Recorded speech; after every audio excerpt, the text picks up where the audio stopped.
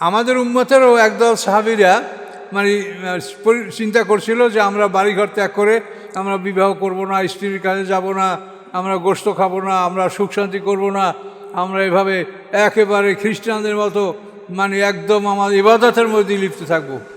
আল্লাহ রসুল টের পাইয়া তাদের কাছে গেলেন, এই তোমরা নাকি এইভাবে করছো।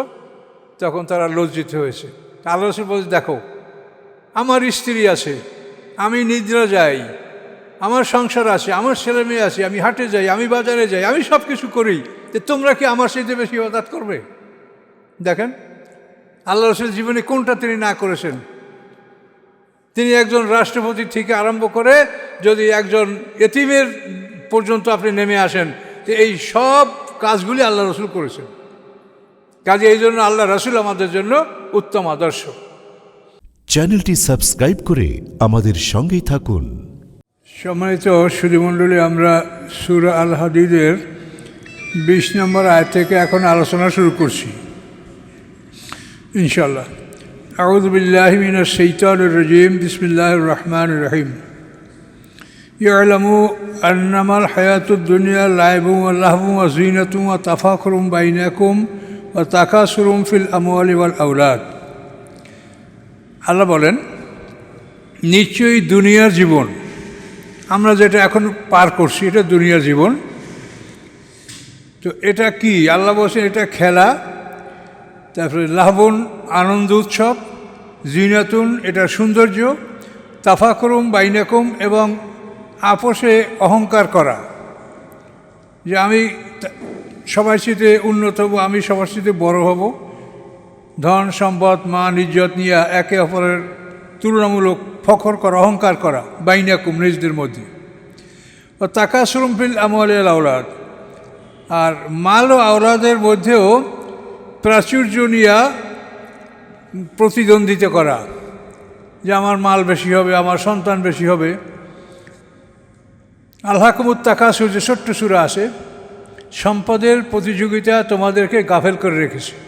এই তাকাসুর অর্থাৎ সম্পদের আধিক্য, এটার প্রতিদ্বন্দ্বিতা, ফিল আমওয়ালি ওয়াল আওলাদ, মাল এবং আওলাদের মধ্যে আধিক্যের প্রতিযোগিতা, এটা হলো দুনিয়া। তাহলে দুনিয়ায় আমরা যেটা আল্লাহ বলছেন এটি আমরা দেখতে পাচ্ছি। দুনিয়া হচ্ছে খেলা তামাশা, দুনিয়া হচ্ছে আনন্দ উপভোগ, দুনিয়া হচ্ছে সৌন্দর্য এবং নিজেদের মধ্যে অহংকার, পরস্পর অহংকার করা এবং মাল ও আওলাদের আধিক্য নিয়ে একে অপরের সাথে প্রতিযোগিতা করা। কামাসালে গাইছেন যেমন দৃষ্টান্ত মেঘের,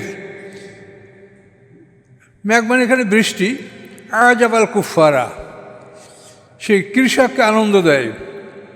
কুফার শব্দ কাফেরের বহুবচন কুফার, তে কুফার মানে কৃষক, এর অর্থটা হলো কাফারা শব্দের মূল অর্থ হলো লুকানো। তো কৃষক দানাটা মাটির মধ্যে লুকিয়ে রাখে, এই জন্য তাকে কাফের বলা হয়। আর মানুষ কাফের হলো যে সত্যকে লুকিয়ে রাখে, সে জানে যে আল্লাহ আছে। ফেরাউনও গোপনে আল্লাহকে স্বীকার করত। নমরুদও বলছিল যে ইব্রাহিম আলাইহিস সালামকে যে আমি 400 কোরবানি করব, কিন্তু লুকিয়ে রাখবে, প্রকাশ করবে না।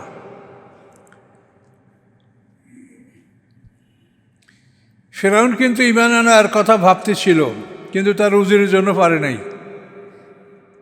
মুসা আলাইহিস সালাম যখন তাকে বললেন যে তুমি যদি ঈমান আনো তোমার ক্ষতি কোথায়, তোমার রাজত্ব থাকবে, তুমি যতদিন বেঁচে আসো ততদিন পর্যন্ত তোমার রাজত্ব থাকবে, কেউ নেবে না, আর মরার পরে তুমি বিশাল রাজত্বের মালিক হবে, অনেক নিয়ামত তুমি পাবে। তো ফেরাউন চিন্তা করলো যে খারাপ তো কিছু না, আমি আমার রাজত্বও যাবে না, আর মরার পরে আবার দ্বিতীয় জীবনে অনেক কিছু পাবো, তো এটা ভালো। তাহলে আমি আমার রুজির হামানের কাছে জিজ্ঞাসা না করে, আমি তো কিছু করি না, তো একটু হামানের কাছে জিজ্ঞাসা করি। ফেরাউনের রুজির নাম ছিল হামান। তো হামানের কাছে যখন ফেরাউন এটা জিজ্ঞাসা করলো, তখন হামান বলল যে দেখেন, জ্ঞান বুদ্ধি আপনারও আছে, আপনি এখন সবাই রব, সবাই আপনাকে রব বলে স্বীকার করে, এখন এই রবগুলি ছেড়ে দিয়ে যদি আপনি গোলাম হইতে চান সেটা আপনার ব্যাপার। তখন ফেরাউন খেপে গেল, হ্যাঁ আমি গোলাম হব, তা আমি গোলাম হব না, এই কিন্তু তার কপাল পড়ল। তাহলে কাফারার শব্দের অর্থ লুকিয়ে রাখা। সত্যকে অনুধাবন করার পরেও এই সত্যকে সে লুকিয়ে রাখে, প্রকাশ করে না, স্বীকৃতি দেয় না। এই জন্য কাফের বলা হয়। কাফারা শব্দটা লুকানো। আর চাষিকে কাফের বলা হয় যে সেহেতু দানা মাটিতে লুকিয়ে রাখে, শস্য দানা। এই জন্য আল্লাহ বলেন কামাসালের কুফফারে, যেমন বৃষ্টি চাষিকে আনন্দিত করে, নাবাতহু তার উৎপাদন, এই বৃষ্টির মাধ্যমে কৃষকের উৎপাদন হয়, এটা তাকে আনন্দ দান করে। কিন্তু সুম্মা ইয়াহিজু, অথবা উহা শুকিয়ে যায়, ফাতারা মুসফাররা, তুমি দেখতে পাবে যে হলুদ রং ধারণ করেছে, মানে হলুদ রং ধারণ করার পরেই সম্পূর্ণ খড়কুটে পরিণত হবে। সুম্মা ইয়াকুনু হুতামান, তারপর এগুলো হয়ে যাবে টুকরা টুকরা, খড়কুটা। এটা হলো দুনিয়ার অবস্থা। অফিল আখিরাতে আযাবুন শাদীদ, এবং পরকালে সে কঠিন শাস্তি ভোগ করবে। ও মাগফিরাতুন, আবার একদলে ক্ষমাও পাবে মিনাল্লাহ, আল্লাহর পক্ষ থেকে। যারা কাফের তাদের দুনিয়ার এই ধন সম্পদ, খেলাধুলা, প্রতিযোগিতা সব শেষ হয়ে যাবে। যেরকম একজন চাষির উৎপাদন সে দেখে আনন্দিত হয়, কিন্তু কিছু সময়ের মধ্যেই সেটা হলুদ রং ধারণ করে, শুকিয়ে যায়, খড়কুটে পরিণত হয় এবং সব কিছু শেষ হয়ে যায়। ওইরকম দুনিয়া শেষ হওয়ার সাথে সাথে একজন অবিশ্বাসীর জীবনের সব কিছু শেষ হয়ে যাবে। কেউ কিছুই সাথে নিয়ে যেতে পারবে না, তার সাথে দিয়ে দিলেও কিছু হবে না।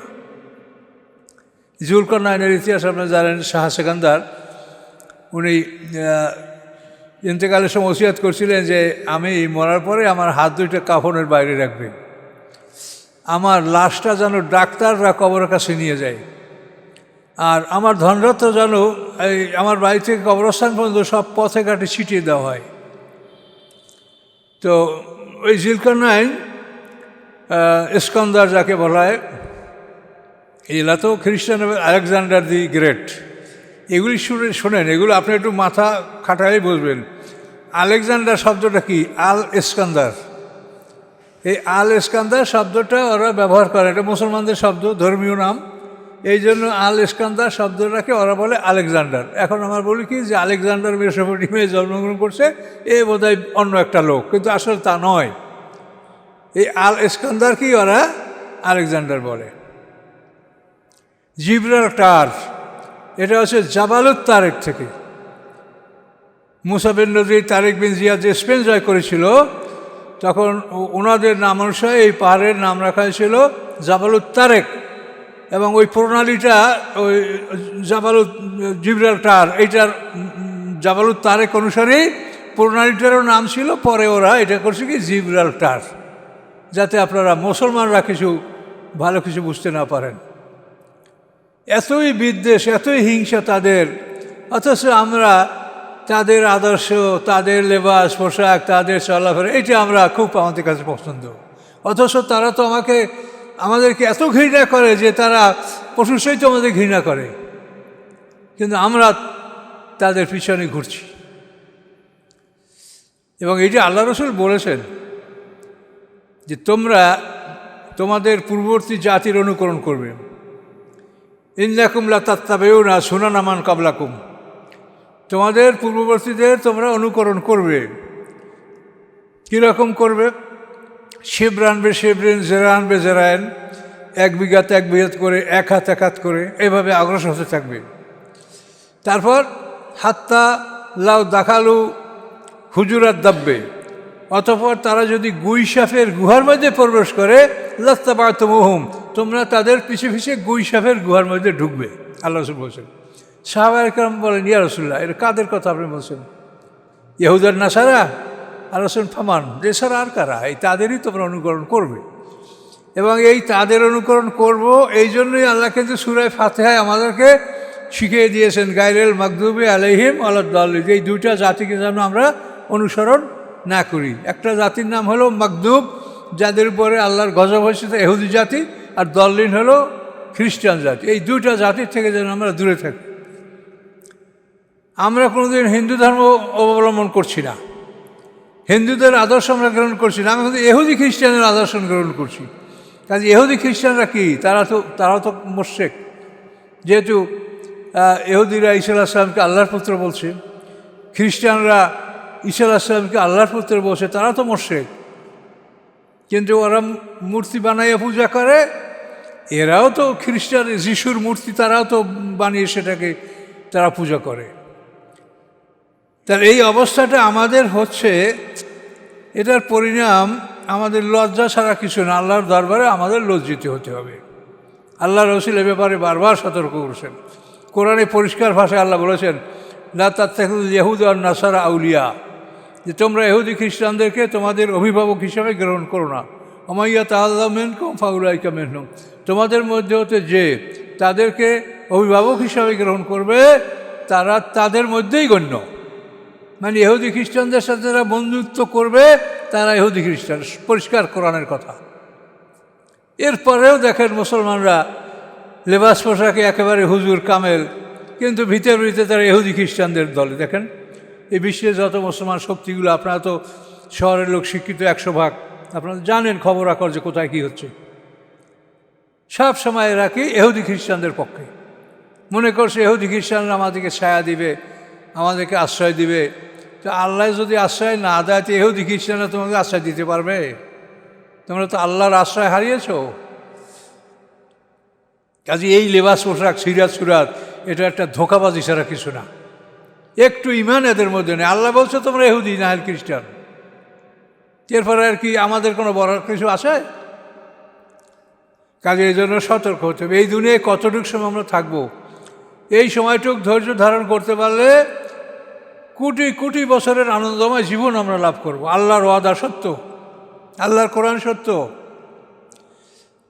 কাজে এটা আপনারা ভালো করে কোরআন থেকে বুঝে নেন। আসলে ইমান জিনিসটা সবচেয়ে বড় জিনিস। আল্লাহ যদি না থাকে তাহলে মুসা আলাইহিস সালামের মতো মানুষ কি করে টেকলো? মুসা আলাইহিস সালাম 2টা মানুষ, আর ফেরাউন কত শক্তির মালিক, মুসা আলাইহিস সালামকে পরাজিত করতে পারছে? নমরুদ ছাড়া পৃথিবীর বাদশা ছিল, সেই নমরুদ কি ইব্রাহিম আলাইহিস সালামকে মারতে পেরেছে? তাহলে দেখেন যে আল্লাহ আছেন এবং আল্লাহই রক্ষা করেন, এবং আল্লাহর সাথে যারা বিদ্রোহী হয়েছে তারা সবাই ধ্বংস হয়েছে। এবং এই ধ্বংসস্তূপগুলি আমাদের চোখের সামনে। লূত সম্প্রদায়, ইব্রাহিম আলাইহিস সালামের সম্প্রদায়, ফেরাউন সম্প্রদায়। এই জন্য তো ফেরাউনের লাশটা আল্লাহ রেখে দিয়েছেন। ফেরাউন যখন মৃত্যুর সময় আল্লাহর কাছে ক্ষমা চাইলো, ইমান আনলো, তখন আল্লাহ বললেন, আল্লাহ এ বেটা এখন এখন অকত আশাইতে কবল, এইমাত্র তুই আমার নাফরমানি করেছো, আমার পয়গম্বরকে হত্যা করার জন্য তুই ধাওয়া করেছো, তা আমি ফালিয়ামানুনাজ্জিকে বেবাদানে, আজকে আমি তোর দেহটাকে মুক্তি দিয়ে দিলাম। কেন? লেতাকুন আর লেমান খালফাক আয়া, যাতে করে পরবর্তীদের জন্য তুমি একটা নিদর্শন হয়ে থাকতে পারো। মানুষের দেখবে যে এই ফেরাউন মুসা আলাইহিস সালামের সাথে নাফরমানি করছে। আমাদের থেকে অন্তত 2000 বছরের আগের ঘটনা। কিন্তু এই ফেরাউন যে মিশরে তার লাশটা আছে, রামিসিস 8টা রামিসিসদের জাদুঘরে, তার মধ্যে 2 নম্বরটা হলো এই ফেরাউন। এবং সেখানে লেখাই আছে গায়েরও মমি, এটা মমি করা নয়, এমনি আল্লাহ তাআলা তাকে রক্ষা করে, এভাবে তার দেহটাকে রক্ষা করেছে। তাহলে এগুলি দেখে আপনারা আল্লাহর অস্তিত্ব সম্পর্কে আপনাদের ইমানটা মজবুত হতে পারে। তার চাইতেও বড় কথা হলো এই কোরআন, যে এই কোরআনের সাথে পৃথিবীর কোনো শক্তি মোকাবেলা করতে পারে না। এর ধারে কাছে কেউ ভয়তে আসে না, আসলে তার শেষ।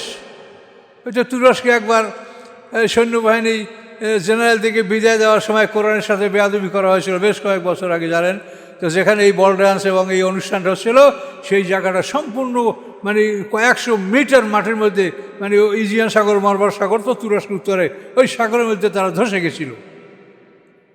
এবং কোনো ডুবুরি সেখানে একবার যাওয়ার পর দ্বিতীয়বার যায়নি যে আমরা ওখানে যাব না। কোরআনের সাথে বেয়াদবি করেছিল। কাজেই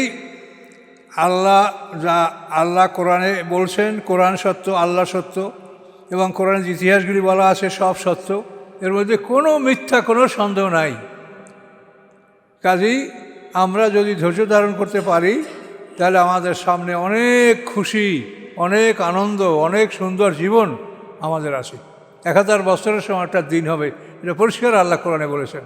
ওয়াইন্দা ইয়মান ইনদা রাব্বিকা কা আলফি সানাতিন মিম্মা তাউদ্দুন, তোমরা যেভাবে গণনা করো সেই হিসাবে 1000 বছরের সমান এক একটা দিন। এই দিনের সপ্তাহ, মাস, বছর, কোটি কোটি বছর আল্লাহ আমাদেরকে বাঁচিয়ে রাখবেন। এর মধ্যে আমরা বিরুদ্ধ হব না। যে বয়সে আমরা ঢুকবো সেই বয়সেই আমাদের এই সময়টা পার হবে। স্ত্রীরা চিরকুমারী হবে, তারাও তাদের বয়সের পরিবর্তন হবে না।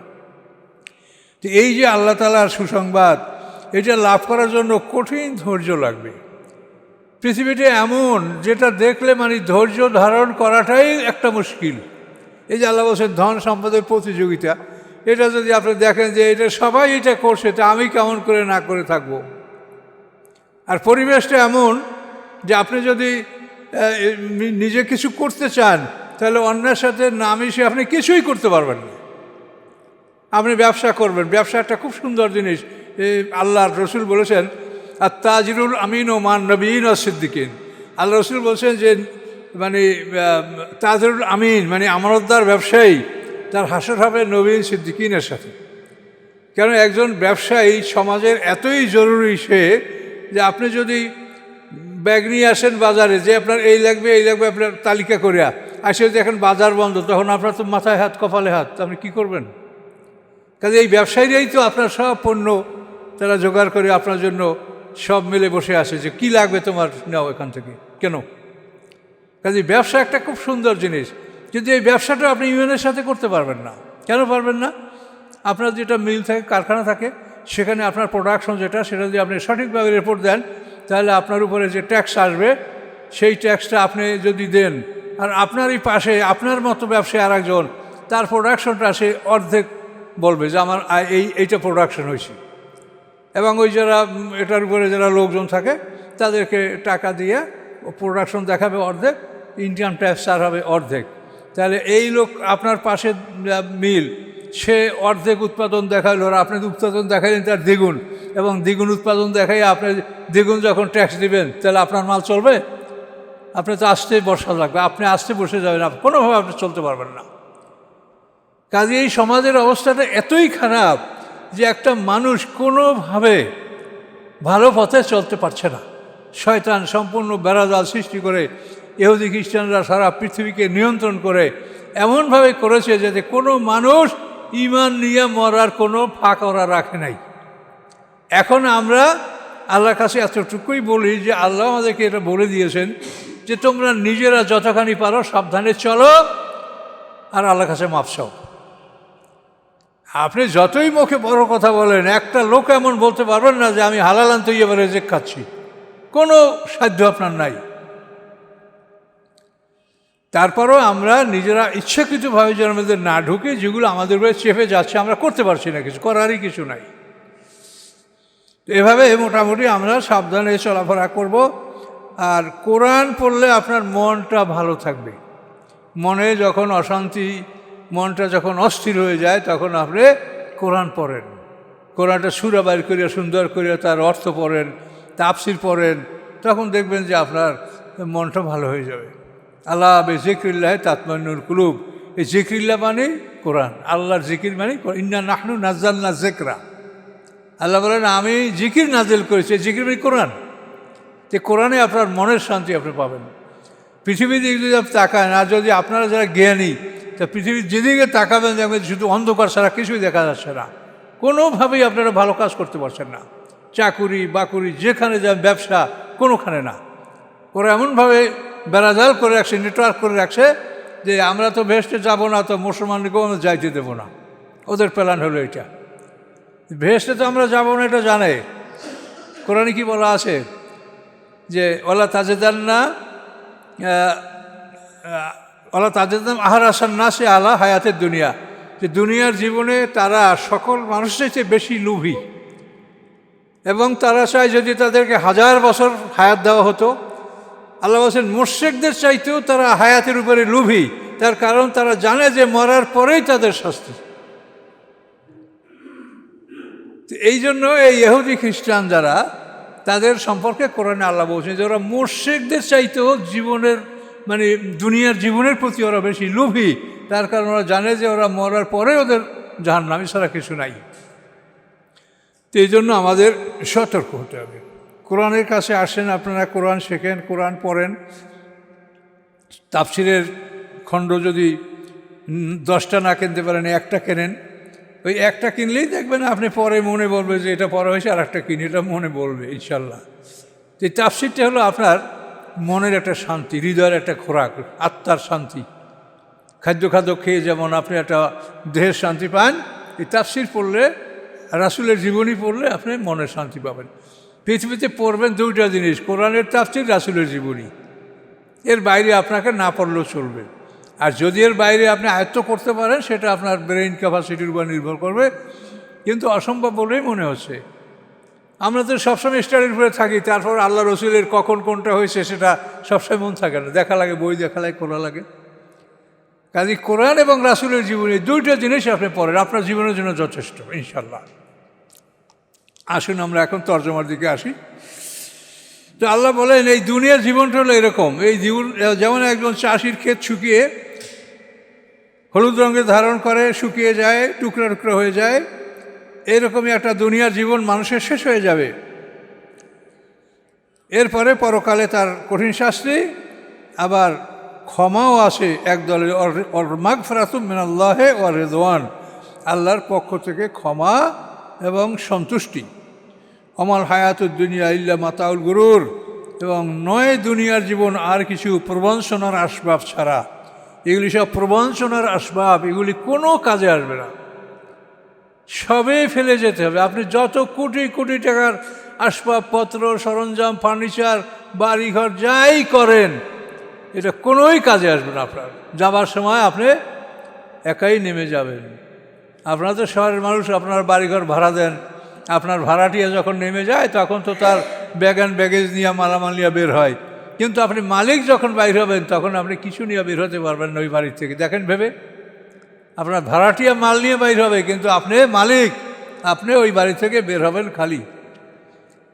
কাজে এই জন্য ধন সম্পদ যদি আল্লাহ দান করে, জাকাত দিবেন, হক আদায় করবেন আত্মীয় স্বজনের, আপনার জন্য কোনো আপত্তি নাই। ভালো খাওয়া পড়া কোনো নিষেধ নাই, ভালো খাবেন, ভালো পোশাক পরবেন, এটা ইসলামে কখনো আপনাকে বাধা দেয় নেই।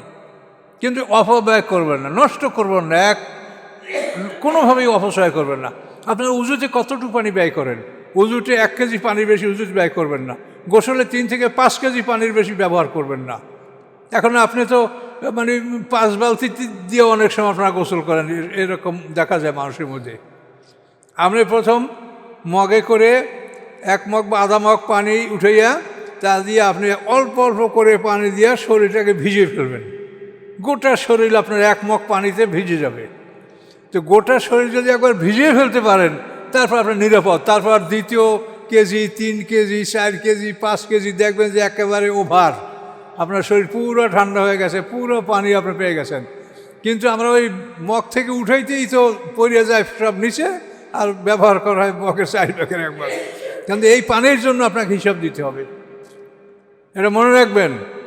এই পানিকে আপনারা অপব্যয় করবেন না। আল্লাহ রসুল বলেছেন, সাহাবায়ে কেরাম বলছেন, ইয়া রাসূলুল্লাহ, আমরা যদি নদীতে গোসল করি, তাহলে সেখানেও যদি একটু পানি বেশি ব্যবহার করি, 3 বেলা জায়গায় 4 বেলা ধৌত করি বা একটু বেশি করি। তো আল্লাহ রসুল বলছেন, না, আল্লাহ নাহারেন জারেন সারাফুন, যে প্রবাহিত নহরেও তোমরা ইসরাফ, অপব্যয় পানি করবে না। পানির যতটুকু ব্যবহার প্রয়োজন ততটুকুই তোমরা পানি ব্যবহার করবে। এভাবে আপনার জীবনের প্রতিটি ক্ষেত্রে আপনাকে লক্ষ্য রাখতে হবে। এটা কৃপণতা নয়, এটা হচ্ছে ইসরাফ বা অপব্যয় থেকে আত্মরক্ষা করা। এগুলো অভ্যাস করবেন আস্তে আস্তে।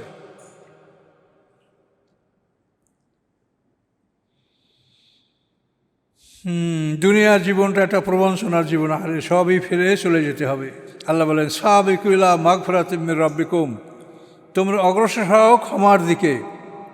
ক্ষমার দিকে অগ্রসর হও তোমাদের রবের পক্ষ থেকে। তো ক্ষমার দিকে অগ্রসর হতে হবে, তওবা করতে হবে, ঈমান আনতে হবে, আমল করতে হবে। এটা হলো অগ্রসর হওয়া। এবং অগ্রসর হও তোমরা জান্নাতের দিকে।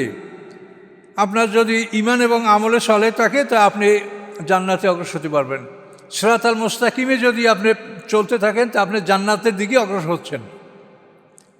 রাস্তা তো 2টা, সিরাতাল মুস্তাকিম আর সিরাতাদ দল্লিন।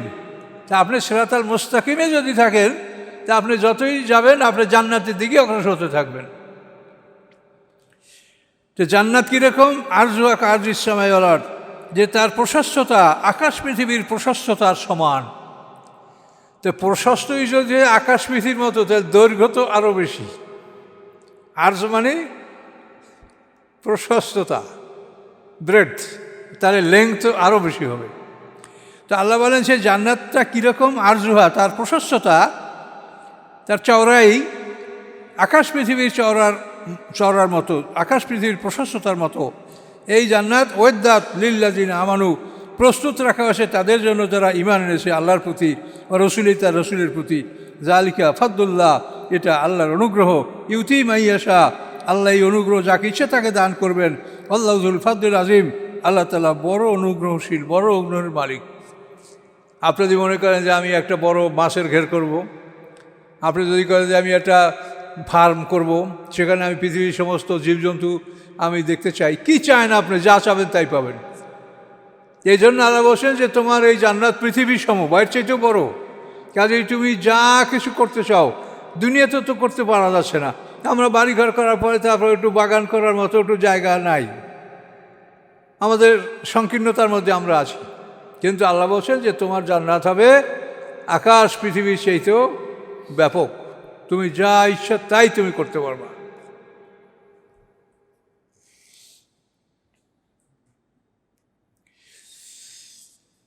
আল্লাহ বলেন মা আসাবা মেম মুসিবাতেন ফিল আরদে ওয়ালা ফিস সামাই, মা আসাবা মুসিবাতেন ফিল আরদে ওয়ালা ফি আনফুসিকুম ইল্লা ফি কিতাবিম মিন ক্বাবলি আন নাবরাহা। আল্লাহ বলেন আসে না তোমাদের উপরে কোনো মুসিবত, পতিত হয় না তোমাদের উপরে কোনো মুসিবত পৃথিবীতে এবং তোমাদের জীবনের মধ্যে। পৃথিবীতে মুসিবত পোষা মানে পানির সংকট, ঝড় বৃষ্টি, অগ্নিবৃষ্টি, বিভিন্ন রকম পৃথিবীতে যে দুর্যোগগুলো দেখা যায়, এগুলি হলো ফিল আরদে। আর ওয়ালাফি আনফুসিকুম, সেটা হলো আমাদের শারীরিক বিভিন্ন রোগ ব্যাধি, মহামারী ইত্যাদি। এই যে পৃথিবীতে যে বিপর্যয় দেখা যায় এবং মানুষের দেহের মধ্যে যে বিপর্যয় দেখা যায়, আল্লাহ বলেন ইল্লা ফি কিতাবিম মিন ক্বাবলি আন নাবরাহা, যে আমি এই কিতাবে এগুলি আগের থেকেই লিখে রেখেছি। আল্লাহ বলেন এটা আমি আগের থেকে আমার কিতাবে লিখে রেখেছি। এখন আল্লাহ যে কী লিখে রাখছে তা আমরা জানি না, না জানার জন্য আমাদের করতে হবে মেহনত। আমরা আল্লাহ লিখে রেখেছি এই জন্য বসে থাকি, তাহলে আমরা অপরাধী হব। আল্লাহ কী লিখেছেন আমরা জানি না, আমাদের কাজ হলো লাইসালে লেনসানে ইল্লা মা সা, মানুষের জন্য উহা ব্যতীত আর কিছুই নাই যার জন্য সে মেহনত করে, পরিশ্রম করে। এই পরিশ্রম করতে আল্লাহ বলেছেন, তা আমি যদি বসে থাকি তাহলে তো আল্লাহর হুকুম অমান্য করা হবে। আর লেখা আছে ঠিকই, কিন্তু কি লেখা আছে তা আমি জানি না। তারপরে আবার অন্য কথা বলা আছে যে তোমার তকদির যা লেখা আছে আল্লাহ ইচ্ছা করলে সেটা মুছে ফেলে এটা সংশোধন করে দিতে পারেন।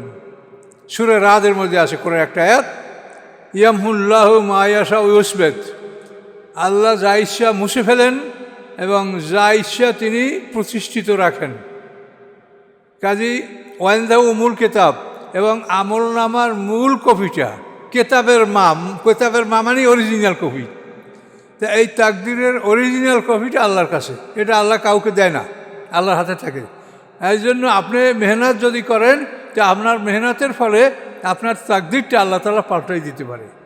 আপনার জন্য যা বরাদ্দ আছে বরাদ্দ বাড়াই দিতে পারে, আর আপনি যদি মেহনত ছেড়ে দেন তা আপনার বরাদ্দ কমাইয়াও দিতে পারে। এই জন্য মূল কাগজটা, মূল তকদিরের কপিটা ওয়াইন্দাহু উম্মুল কিতাব।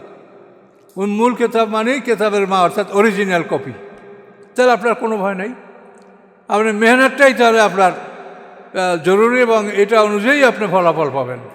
কোনো ভয়ের কারণ নাই। যে যদি লেখেই থাকে তো বলছে লিখে রাখছে ঠিকই, কিন্তু আপনি যদি মেহনত করেন তাহলে ইচ্ছা করলে আল্লাহ আপনার এটা পাল্টাই দিতে পারেন। ইয়ামহু মানে টু ইরেজ, মুছে দিতে পারেন। আল্লাহ মুছে দিয়ে সেখানে ভালো আপনাকে ওটা ডিলিট করে আপনাকে ভালো জিনিস ওখানে বসাই দিয়ে আপনার আমলনামা পরিপূর্ণ করে দিতে পারেন আল্লাহ তাআলা। ইন্না যালিকা আলাল্লাহ ইয়াসির, আর এভাবে আগের থেকেই লিখে রাখা এটা আল্লাহর উপরে খুব সহজ, এটা আল্লাহর জন্য কোনো কঠিন কাজ নয়। লেকাইলা তাসাওয়ালা মা ফাতাকুম, যাতে তোমরা দুঃখ না করো উহার উপরে যা তোমাদের থেকে হারিয়ে গেল। ওয়ালা তাফরাহু, এবং তোমরা আনন্দিত না হও বেমা আতাকুম, যা তোমাকে আল্লাহ দিয়েছেন। কাজে হারিয়ে গেল দুঃখ করবে না, যা পেয়েছো তার উপরে অহংকার করবে না, জানবে যেটা সবই আল্লাহর পক্ষ থেকে হয়েছে। আল্লাহু লা ইউহিব্বু কুল্লা মুখতালিন ফাকুর, আল্লাহ তাআলা অহংকারী এবং দাম্ভিক এদেরকে আল্লাহ কখনোই ভালোবাসে না। দাম্ভিক অহংকারী কারা? আল্লাযিনা ইয়াবখালুনা, যারা কৃপণতা করে, ওয়ায়ামুরুনা নাসা বিল বুখল, এবং মানুষকে কৃপণতা করার জন্য আদেশ দেয়। নিজেও কৃপণতা করে আর মানুষকেও কৃপণতা করার আদেশ দেয়। তো এই আয়াতে তো এটাও আছে, যদি কোনো মানুষ তার জ্ঞান বিতরণ করার ক্ষেত্রে কৃপণতা করে, তো সেও এই আয়াতের অধীনে সে শাস্তি ভোগ করবে। জ্ঞানের ব্যাপারে কৃপণতা করা যাবে না। জ্ঞান অর্জনের জন্য কেউ মশলা জিজ্ঞাসা করলে, এজন্য আলেম ওলামা যারা আছে সব সময় তাদের দরবার উন্মুক্ত থাকতে হবে, যে কোনো মানুষ যে কোনো প্রয়োজনে যেন আমার কাছে আসতে পারে। এই জন্য ওমর ফারুক তো বড় বড় নেতাদের ওই ঘরের দরজা নির্মাণ করতে দিতেন না। একজন সেনাপতি ঘরের দরজা নির্মাণ করেছিলেন, তো উনি লোক পাঠিয়ে বসে, দরজা দুইটা ভেঙে দাও। সে একজন নেতা, মানুষ সব সময় তার কাছে যাবে, এখন তার দরজার কাছে দাঁড়াই থাকবে? দরজায় প্রয়োজন নেই।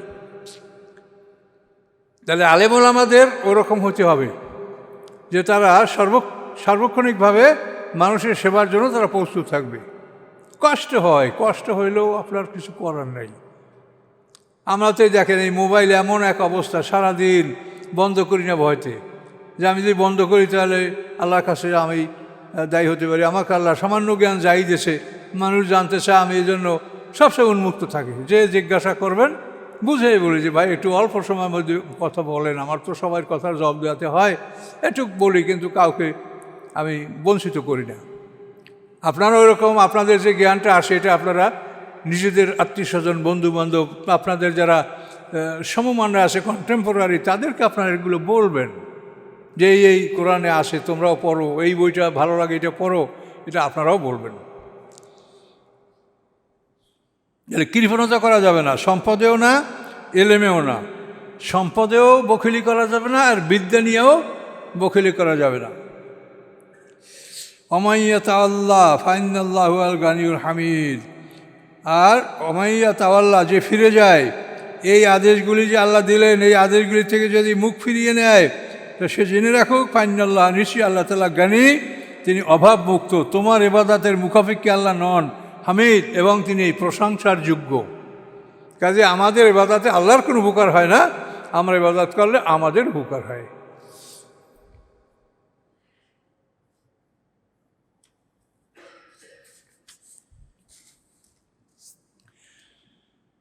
লাকাদ আরসালনা রুসুলুনা বিল বাইয়িনাত, অবশ্যই আমি পাঠিয়েছি আমাদের রাসূলগণকে। আল্লাহ বলেন আমার রাসূলগণকে পাঠিয়েছি বিল বাইয়িনাত, উজ্জ্বল প্রমাণসহ। ওয়ানজালনা মাহমুল কিতাব, এবং নাজেল করেছি তাদের সাথে কিতাব। রাসূলদের সাথে আল্লাহ কিতাব নাজেল করেছেন। ওয়াল মিজান, এবং মাপযন্ত্র, পৃথিবীতে মাপ সঠিকভাবে মাপ প্রতিষ্ঠা করার জন্য, ন্যায় বিচার প্রতিষ্ঠা করার জন্য। লিয়াকুমান নাসু বিল কিসত, যাতে মানুষেরা ন্যায় বিচার প্রতিষ্ঠা করতে পারে, এই জন্য মিজান মাপযন্ত্র আল্লাহ পৃথিবীতে পাঠিয়েছেন। এর দ্বারা পণ্য মাপা হবে, এবং আপনাদের সালিসি ব্যবস্থা এবং বিভিন্ন বিচার আচার এটাও যেন সঠিকভাবে করা হয়। এই দুটার জন্যই আল্লাহ মিজান মাপযন্ত্র নাজেল করেছেন। ও আনজালনাল হাদিদা, এবং নাজেল করেছেন আল্লাহ তাআলা লোহা, ফিহে বাসুন শাদীদ, লোহার মধ্যে রয়েছে প্রচণ্ড শক্তি। এই লোহার মধ্যে প্রচণ্ড শক্তি, এই জন্য লোহার ভিতরে ইউরেনিয়াম পাওয়া যায়, এবং এর দ্বারাই আণবিক বোমা তৈরি করা হয়। তা আল্লাহ বলে দিয়েছেন আমি লোহা নাজেল করেছি। সমস্ত নিয়ামতের ভাণ্ডার আসমানে, ওখান থেকে আল্লাহ পৃথিবীতে পাঠান। তো লোহার মধ্যে প্রচণ্ড শক্তি নিহিত রয়েছে। মানাফিউল নাস, এবং মানুষের জন্য অনেক উপকারও আছে। লোহা দ্বারা তো আমরা সব কিছু, আমাদের বাড়িঘর নির্মাণ করা, তারপর আমাদের যে কোনো কাজে লোহার ব্যবহার ছাড়া তো আমরা কোনোভাবেই, মাছ তরকারি কাটতেও লোহা লাগে, সব কাজে আমাদের লোহা লাগতেছে। তো মানাফিউল নাস, ওই লোহার মধ্যে প্রচণ্ড শক্তি আছে, আর মানুষের উপকারও আছে। লিয়ালাম আল্লাহু, যাতে আল্লাহ তাআলা জানতে পারেন, মাইয়ানসুরহু আর রসুলহু বিল গায়েব, কে সাহায্য করে আল্লাহকে এবং তার রাসূলকে অদৃশ্যে। আল্লাহকে আমরা দেখিনি, রাসূলকেও দেখি নাই, না দেখে আমরা অদৃশ্যে কে এই লোহার সাহায্যে তাদেরকে, লোহার মাধ্যমে তাদেরকে আমরা সাহায্য করি, এটা আল্লাহ দেখতে চায়। এই লোহা দ্বারাই আপনার তলোয়ার, লোহা দ্বারাই আপনার বন্দুক, তারপরে ক্ষেপণাস্ত্র, বোমা যা করে সবই তো লোহার থেকে। তা আল্লাহ বলেন এই লোহার মাধ্যমে আল্লাহ এবং তার রসুলকে অদৃশ্যে না দেখে কে সাহায্য করে, এটা আমি দেখতে চাই। ইন্নাল্লাহ কাবিউন আজিজ, নিশ্চয়ই আল্লাহ তাআলা মহাশক্তিশালী এবং মহাপরাক্রমশালী। শক্তি তার আছে, কিন্তু তারপরও তিনি দেখতে চান যে কে আল্লাহ এবং তার রাসূলের পক্ষে থাকে এবং কে শয়তানের পক্ষে থাকে। তাহলে দল হলো দুইটা, আল্লাযিনা আমানু ইউকাতিলুনা ফি সাবিলিল্লাহ, যারা ইমানদার তারা আল্লাহর পথে লড়াই করে, আল্লাযিনা কাফারু ইউকাতিলুনা ফি সাবিলিত তাগুত, এবং যারা কাফের তারা শয়তানের রাস্তায় লড়াই করে। তাহলে এখন এই পৃথিবীতে তো লড়াই এখনও চলছে। তো এখন দেখেন যারা নিজেদেরকে পৃথিবীর 1 নম্বর মুসলমান মনে করে তারা শয়তানের পক্ষে লড়াই করছে। নিজে মানে লেবাস পোশাক করিয়া সাধু আর আমি পীর, আমি কামেল, এটা বললে কিছু হবে? আপনি আইনের যেখানে যাচ্ছেন সেখানে আপনি যাবেন। এখন দেখেন অবস্থাটা কি, ইমানদাররা আল্লাহর পক্ষে লড়াই করে আর যারা কাফের তারা শয়তানের পক্ষে লড়াই করে। দুইটা দল।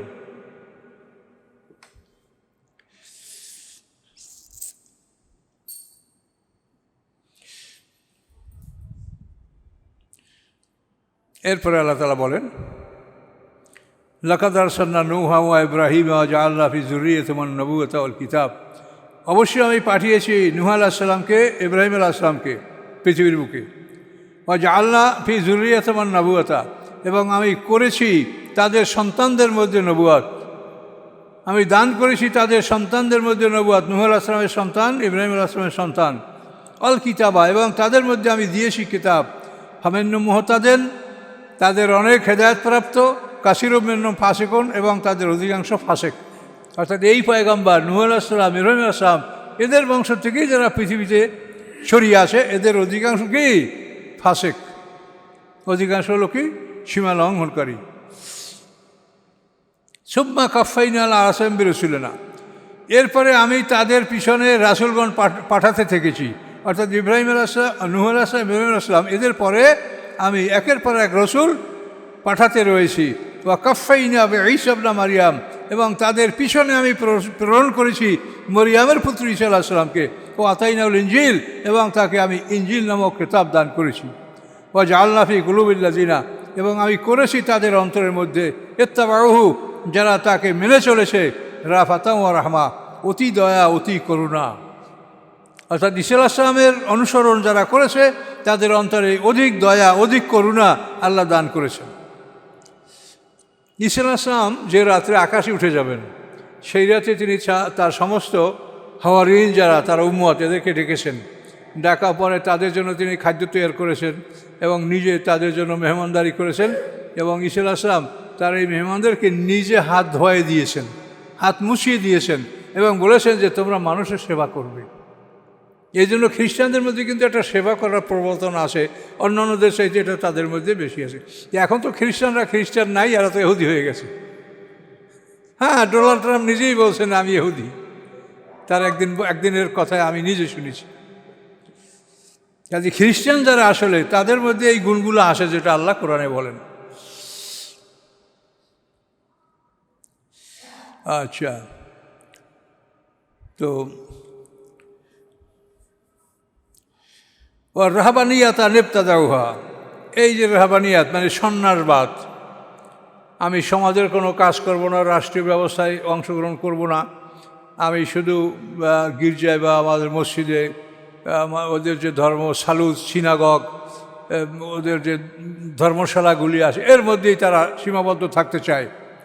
আল্লাহ বলেন রহবানিয়াতা নেবতাদাউহা, এই রহবানিয়াত বা সন্ন্যাসবাদ, গৃহত্যাগী, এটা তারা নিজেরা আবিষ্কার করেছে।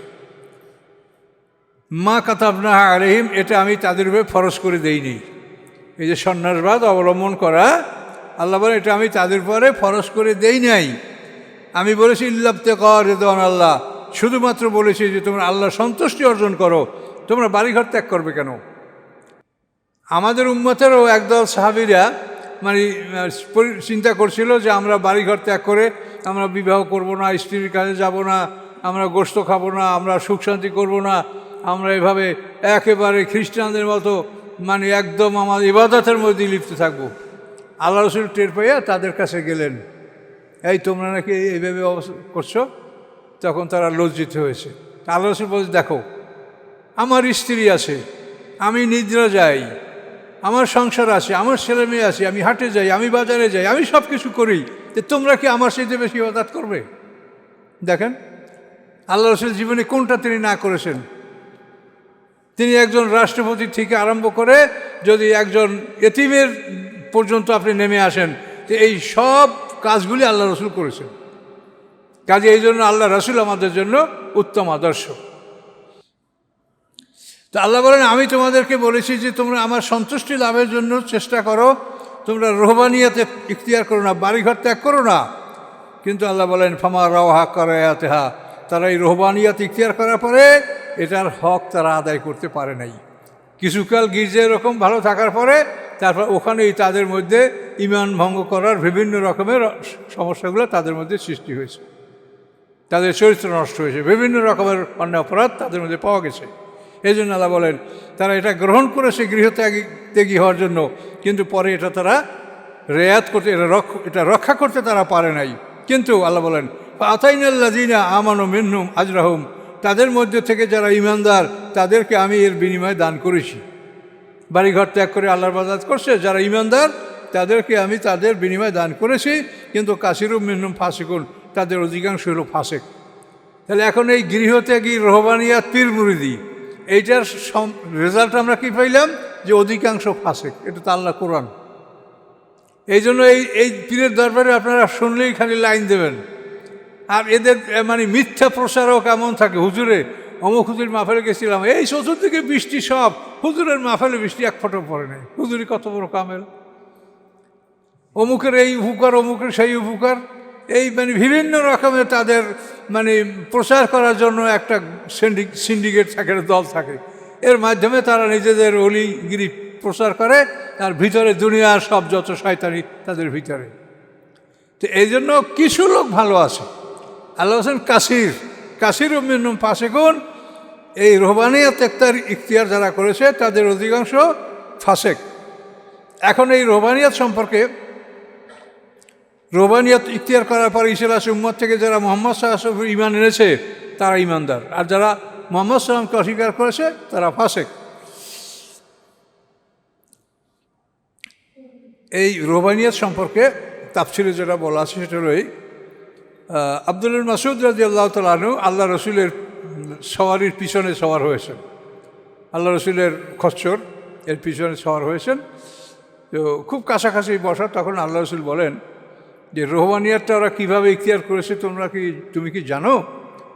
তো বলেন, না, আল্লাহ এবং তার রসুল ভালো জানেন। তখন আল্লাহ রসুল বলেন যে খ্রিস্টানদের মধ্যে যখন অন্যায় ব্যভিচার এটা ছড়িয়ে পড়েছে, ঈসা আলাইহিস সালামের ইন্তেকালের অনুমান 150 বছর পর্যন্ত পৃথিবী মোটামুটি ওরা ধর্মের উপর ছিল। এরপরেই ওদের মধ্যে সব জুলুম, অত্যাচার, মানে নিজেদের চরিত্র নষ্ট হওয়ার যত দিক ছিল সব তারা করেছে, এবং শিরক বিদআত তাদের মধ্যে ভরে গেছে। যার ফলে তো আসহাবে কাহাফ ঈমান গ্রহণ করে তারা পালিয়ে রাখে ঈসা আলাইহিস সালামের উম্মত, আসহাবে কাহাফ 7 যুবক। তো এখন তো আল্লাহ রসুল বলেন যে এই খ্রিস্টানরা, মুসলমান যারা খাঁটি ঈসা আলাইহিস সালামের উম্মত, যারা খাঁটি উম্মত ছিল, তারা ওই রাজা বাদশাদের বিরুদ্ধে, অত্যাচারীদের বিরুদ্ধে তারা যুদ্ধ করেছে। প্রথমবার যুদ্ধ করে তারা পরাজিত হয়েছে, তা দ্বিতীয়বার যুদ্ধ করেছে, সেই যুদ্ধেও তারা পরাজিত হয়েছে, তৃতীয়বার যুদ্ধ করেছে, সেই যুদ্ধেও তারা পরাজিত হয়েছে। 3বার পরাজিত হওয়ার পরে তারা বলেছে, সবাই একত্রিত পরামর্শ করেছে যে আমরা যদি আবারও যুদ্ধ করি তা আমরা যে কটা মানুষ আছে তাও আমরা থাকবো না, আমরা সবই শেষ হয়ে যাব। তো কাজে আর আমরা যুদ্ধ করব না, তার শেষ হলো যে আমরা পৃথিবীর বিভিন্ন অঞ্চলে ছড়িয়ে পড়ি, অন্তত আল্লাহর কলেমাটা আর রাসূলের বাণী যেটুক সম্ভব আমরা সেইটুক মানুষকে বলি। আমাদের ওই রাষ্ট্রীয় ক্ষমতা এসব কিছু আমাদের অর্জনের চেষ্টা নাই, আমরা এভাবে করি। তখন কিন্তু এই 3বার যুদ্ধ করার পরে ওরা এই রহবানিয়াত ইখতিয়ার করেছে। এটা আল্লাহ রসুল বলেছেন, তাফসিরে কথাগুলি বলা আছে। তাহলে আমরা রহবানিয়াত ইখতিয়ার করছি বংশগতভাবে। আমার দাদাই পীর ছিল, বাবাই পীর, নাতি পীর, কিন্তু আমরা তো কেউ বাতিল বিরুদ্ধে লড়াই করিয়া পরাজিত হয়ে আমরা রহবানিয়াত ইখতিয়ার করি নাই, করছি? তাহলে আমাদের রহবানিয়াতের কোনো অস্তিত্বই নাই। তো এই জন্য এসব বিষয়ে আপনারা সতর্ক থাকবেন। পৃথিবীতে সবাই কিন্তু নিজের স্বার্থে কাজ করে। তো এ হলো রহবানিয়াতের ইতিহাস। আর আল্লাহর ফায়সালাও কাসিরুম মিনহুম ফাসিকুন, তাদের অধিকাংশ ফাসেক। এবং এই কথা তো আল্লাহ অন্য জায়গায় বলেছেন, সূরা তাওবায় বলেছেন যে আলেমদের মধ্যে ইয়া আইয়ুহাল্লাযীনা আমানু ইন্না কাসীরা মিনাল আহবারি ওয়ার রুহবানি লা ইয়াকুলুনা আমওয়ালান নাসি বিল বাতিল। হে ঈমানদারগণ, ইহুদি এবং খ্রিস্টানদের আলেমরা, মুসলমানদের পীর দরবেশরা অধিকাংশ কাসির ইয়াকুলুনা আমওয়ালান নাসি বিল বাতিল, তারা মানুষের সম্পদ অন্যায়ভাবে ভোগ করে। এটা আল্লাহ কোরআনে বলেছেন। তো ওখানেও যেটা কাসির বলেছেন, এখানেও আবার সেই কাসির বলছেন, কাসিরুম মিনহুম ফাসিকুন। ইয়া আইয়ুহাল্লাযীনা আমানুত্তাকুল্লাহ, হে ঈমানদারগণ, আল্লাহকে ভয় করো। ও আমিনু বি রাসূলিহি, এবং তার রাসূল মুহাম্মদ সাল্লাল্লাহু আলাইহি ওয়াসাল্লামের উপরে ঈমান আনো। ইউতিকুম কিফলাইন মির রাহমাতি, আল্লাহ তাআলা তার দ্বিগুণ রহমত তোমাদেরকে দান করবেন। এরা কারা? ইহুদি খ্রিস্টানদের আলেম। ইয়া আইয়ুহাল্লাযীনা আমানু, ঈমানদাররা তোমরা আল্লাহকে ভয় করো, হ্যাঁ, তোমরা ঈমান আনো। অর্থাৎ তোমরা তো আগে পূর্ববর্তী কিতাব এনেছো, এখন যদি আল্লাহ রসুলের উপর ঈমান আনো, তা আল্লাহ তোমাদেরকে দ্বিগুণ রহমত দান করবেন দুই কিতাবের উপরে ঈমান আনার কারণে। ওয়াজআল লাকুম মিন নূরিন, এবং সৃষ্টি করবেন তোমাদের জন্য আলো, তামশুনা বিহি, সেই আলোর সাহায্যে তোমরা সেই চলাচল করতে পারবে।